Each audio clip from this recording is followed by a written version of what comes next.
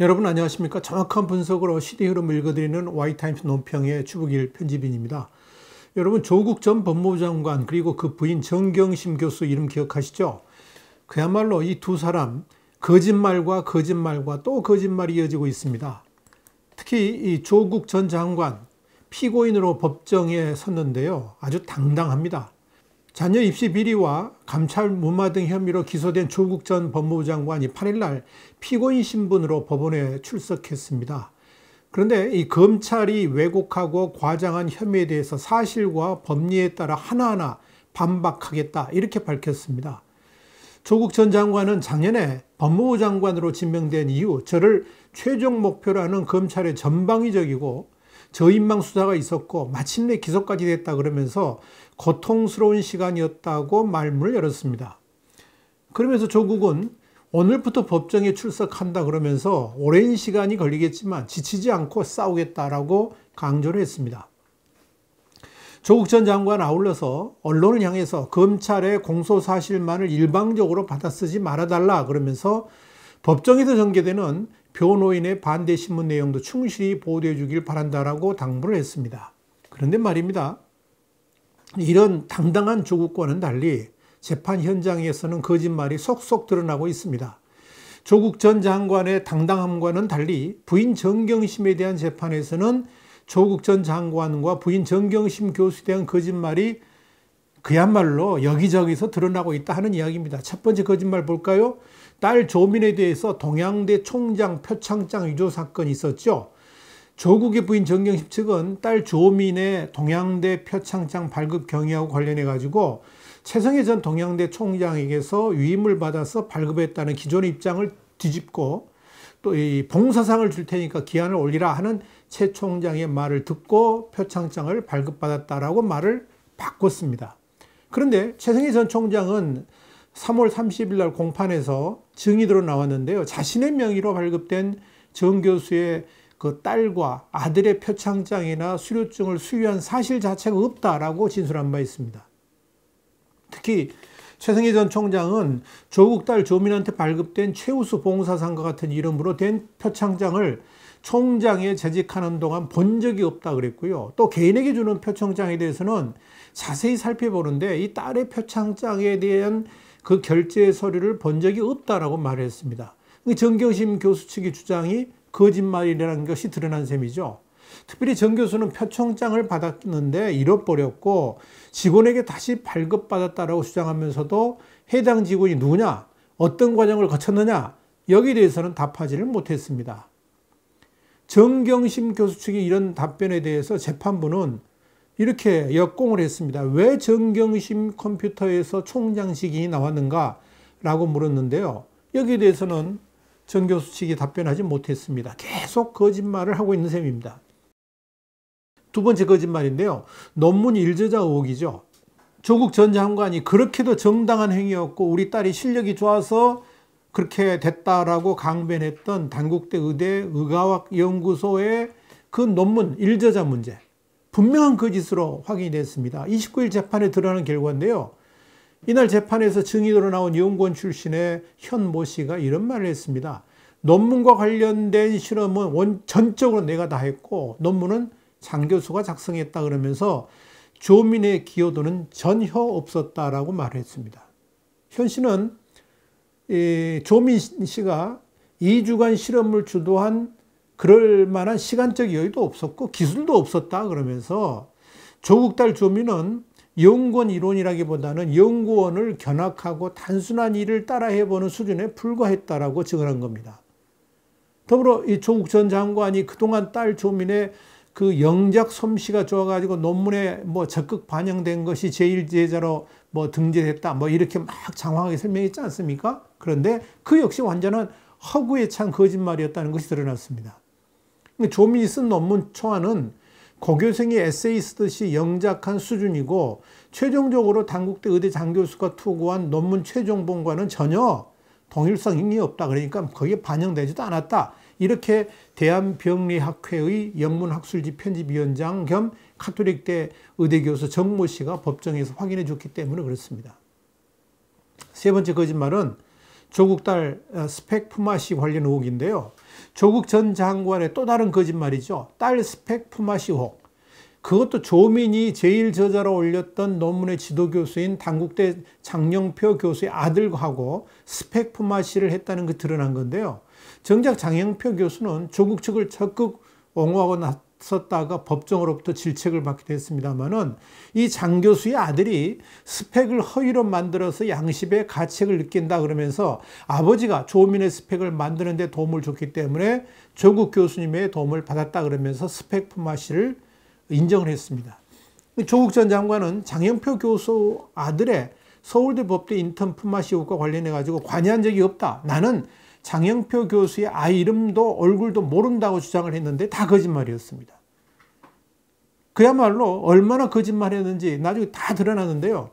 특히 조국 전 장관 측이 딸 조민이 서울대 법대 인턴십에 참여한 바 있다고 주장한 영상도 조국 전 장관의 주장과는 달리 조민은 당시 세미나에 참석한 적이 없었고 그 영상도 거짓이라 이게 드러났습니다.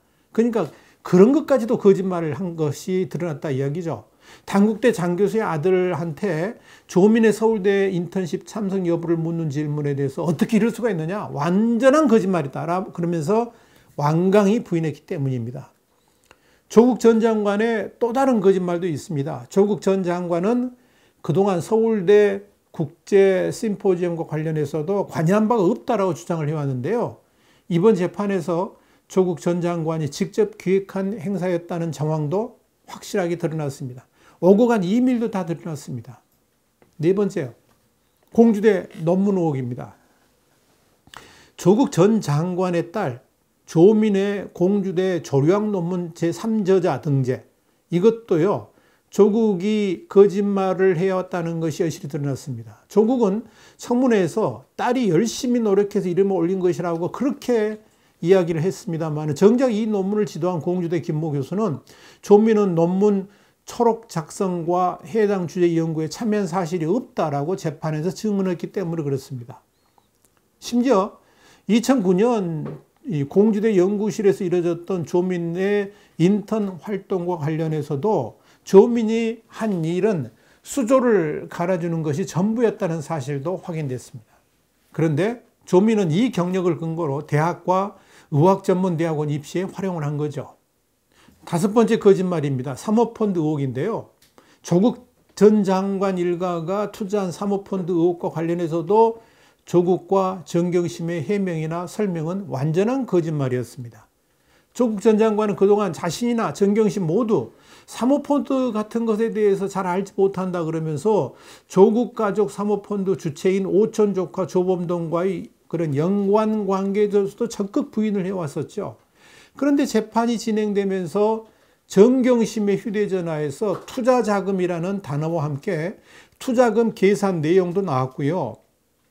사모펀드 투자를 받은 다음에 허위 컨설팅 계약을 맺고 수수료 명목으로 1억 5천여만 원을 지급받은 사실도 드러났습니다. 그런데도 투자금이 아닌 대여금이었다고 변명하고 또 투자금 계산 내용에 대해서도 상상의 나래를 펼쳐본 것이다 라는 엉뚱한 해명으로 넘어가려고 하고 있습니다. 참 어이가 없습니다. 조국 전 장관 그리고 정경심의 거짓말은 끝이 없습니다. 그럼에도 반성할 줄도 모릅니다. 거짓말은 또 다른 거짓을 낳고 그리고 그런 내용들은 국민들에게 황당함과 민망함으로 다가오게 되는 겁니다. 정경심 교수와 같은 학교 교수였죠.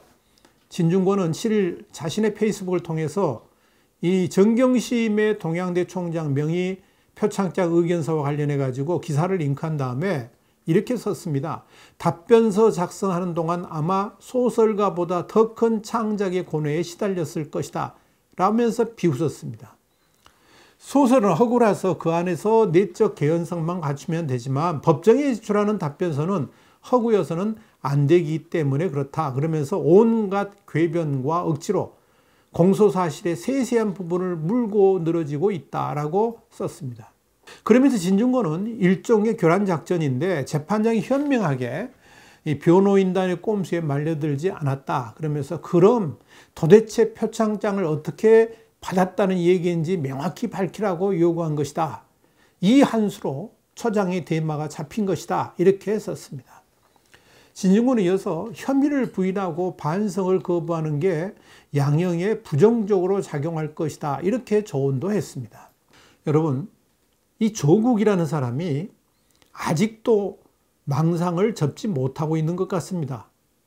총선 직전 다시 페이스북 정치를 게시했죠. 조국은 아직도 자신이 정의의 사도인 줄 알고 있습니다. 그래서 8일 법원에 피고인으로 들어서면서도 저렇게 당당한 건 아니겠습니까? 조국 수호자들이 4.15 총선에서의 민주당 압승을 두고 세상이 바뀌었다는 것을 보여주겠다라고 엄포를 놨고요. 조국을 기소한 윤석열 검찰총장을 공수처 1호 대상으로 부르겠다, 이런 선전포고를 해댔죠. 그러면서 조국은 무죄이고 부인 정경심은 즉각 석방돼야 된다라고 주장을 했습니다. 아마도 문재인 대통령이 신년 기자회견에서 조국에게 마모의 빚을 졌다라고 토로한 것이 이 조국 지지자들에게 힘을 보태준 것이 아닌가 보여집니다. 그래서 우리 인이 뜻대로 조국을 부활시켜서 또다시 제2의 문재인으로 만들어 보려고 하는 그런 몽상과 망상을 동시에 해대고 있다는 이야기입니다. 어쩌면 이들은 조국 무죄를 넘어서 조국 부활을 꿈꾸고 있고, 이걸 통해서 조국을 대통령으로 라는 구호를 외치면서 조국 만세를 구상하고 있는지도 모르겠습니다. 그래서 국민의당 안철수 대표도 지난 3월 31일 관훈클럽 초청 토론회에서 이대로 가면 저 사람들, 그러니까 친문 정당들 사람 말하는 건데요, 저 사람들 총선 이후에 합쳐가지고 조국 대통령 만들게 하겠구나 하는 생각이 든다라고 말한 것일 겁니다. 그런데 이들이 진짜 모르는 게 하나 있습니다. 문재인 대통령의 레임덕은 4.15 총선이 끝나면서 벌써 시작되고 있다는 점입니다. 7일 열린 더불어민주당 원내대표 선거에서 진문, 진짜 문재인, 진문으로 불리는 전해철 후보 대신에 친문 김태년 의원이 당선됐습니다. 이건 앞으로의 전국이 청와대가 아니라 당 중심으로 흘러갈 것임을 암시합니다. 여기에 9월달 정기국회쯤이면 완전히 이제 대선 국면으로 흘러가도록 되어 있습니다. 그때도 공영 여당 민주당이 일치된 한 걸음으로 나아갈 수 있을지 두고 봐야 됩니다. 지금 대선 후보 대세라는 이낙연 전 총리는 친문이 아니죠. 권력은 분점할 수 없다고 그러는데 진문 또는 친문 측에서 이낙연 대세론을 그대로 인정하고 넘어갈 수 있을까? 아마도 이낙연 대세론으로 흘러가가지고 차기 대통령으로 당선이라도 된다 그러면 당연히 이명박 박근혜로 이어지던 시절에 대숙청도 예상되는데 이걸 친문 진영에서 그냥 보고만 있을까? 그래서 조국 대망론을 꺼내려고 하겠지만 과연 국민들이 이렇게 거짓말에 거짓말 또 거짓말로 일관하면서 국민을 우롱하는 조국을 대세로 받아들이려고 할까? 그렇게 조국 대망론을 내세우려면 이낙연 대세론을 꺾어야 할 텐데 그것이 과연 가능할까? 그때 불어닥치는 피바람을 과연 공룡 민주당이 감당해낼 수 있을까? 여러분 어떻게 생각하십니까? 그래서 조국 대망론이라는 망상을 깨라고 말하는 겁니다. 현실을 그대로 받아들이지 못하면서 억지로 전국의 흐름을 바꿔보겠다고 나서게 된다 그러면 자칫 공룡 민주당까지 산산조각 날 수도 있기 때문에 해보는 소리입니다. 분명히 말씀드리지만 끝날 때까지 끝난 건 아닙니다. 4.15 총선에서 압승했다고 대한민국을 다 가진 것까지 착각한다 그러면 그 오만함 때문에 초식 공룡이 멸문지화로 가는 지름길이 될 수도 있을 것입니다. 이 경고를 기억하시기 바랍니다. 와이타임스 논평이었습니다. 다음 시간에 다시 뵙겠습니다. 감사합니다.